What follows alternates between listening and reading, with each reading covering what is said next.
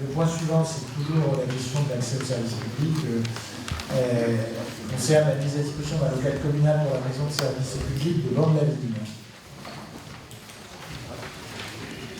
Merci, Monsieur le Président.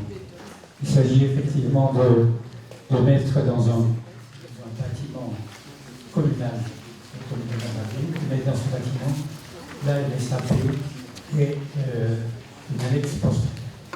Donc vous avez dû mutualiser ce bâtiment-là.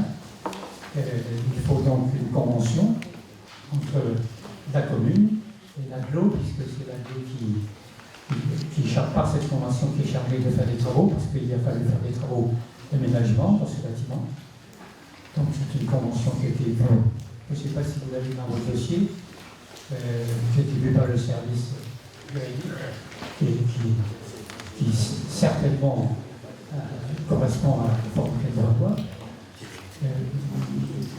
Par rapport à ça, il n'y a pas grand-chose d'autre à dire en particulier. Il s'agit donc de mettre dans ce bâtiment la SAP et l'agence postale.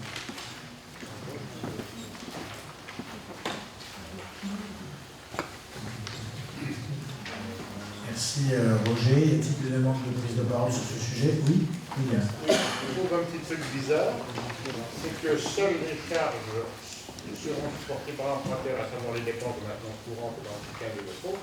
Ça paraît logique. Et en dessous, le prêteur supportera les dépenses de fluide, le contrat d'entretien en chaudière, l'entretien du bâti et les propreté des lieux. Donc, je ne suis pas maire de Borne-la-Vigne, mais enfin, ça m'étonne un petit peu. Oui, le prêteur, c'est la commune. Oui. Oui. Donc, celui qui prête le bâtiment, à titre gracieux, nettoiera les locaux, Oui. à l'entretien de la chaudière, mais les gentils. Oui, mais l'emprunteur, c'est l'AGLO. Il a mis dans ce dossier plus de 120 000 ou 130 000 euros. Merci Stéphane. Il y a d'autres usages dans le bâtiment, c'est ce qui explique que ce soit sous ce régime-là. Ce n'est pas le seul cas dans lequel le prêteur du bâtiment assume seul les charges d'entretien du bâtiment. À Saint-Dié, il y a un certain nombre de bâtiments dans ce cas, pour des locaux qui sont utilisés à plusieurs usages. Et c'est vrai aussi dans certains secteurs de l'agglomération, pour l'entretien des voies vertes, qui est assuré par les communes dans certains secteurs, notamment dans la vallée de la Meurthe.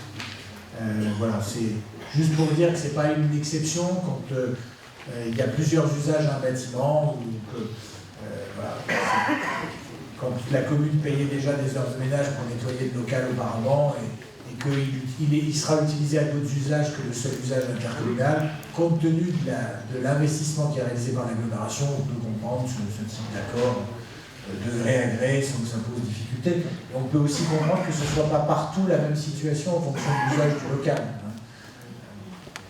Voilà. Est-ce qu'il y a des demandes de prise de parole, d'autres demandes de prise de parole sur le sujet? Monsieur le maire de la ville, il n'y a pas de... Si tu veux apporter une précision. Ouais. Et conseiller délégué. C'est une convention qui est établie pour 9 ans. En 2028. Oui, William, donc pour te répondre, donc en effet, c'était une question soulevée dans mon conseil. Hein. Alors, on est bien conscient que c'est un bâtiment communal, qu'il y a des travaux qui vont être financés sur un bâtiment qui reste propriété communale par l'agglomération, en partie. Alors, il y a aussi des subventions par la Poste, par le DLTR, mais c'est donc l'AGLO qui fait des travaux de rénovation dans un bâtiment communal qui le restera. Et par ailleurs, on est également bien conscient du service qui est apporté localement par la MSAP et par une agence postale qui, dans un premier temps, sera communale, mais qui, je l'espère, va évoluer en intercommunal. Donc également, c'est un local qui abrite un logement, hein, et c'est une chaudière commune. Donc voilà, on y trouve l'intérêt largement à cette convention. Voilà. J'espère que j'ai répondu. Merci Stéphane. Alors, s'il n'y a pas de questions, on peut passer au vote. Donc, qui est contre? Qui s'abstient? Cette convention s'est adoptée.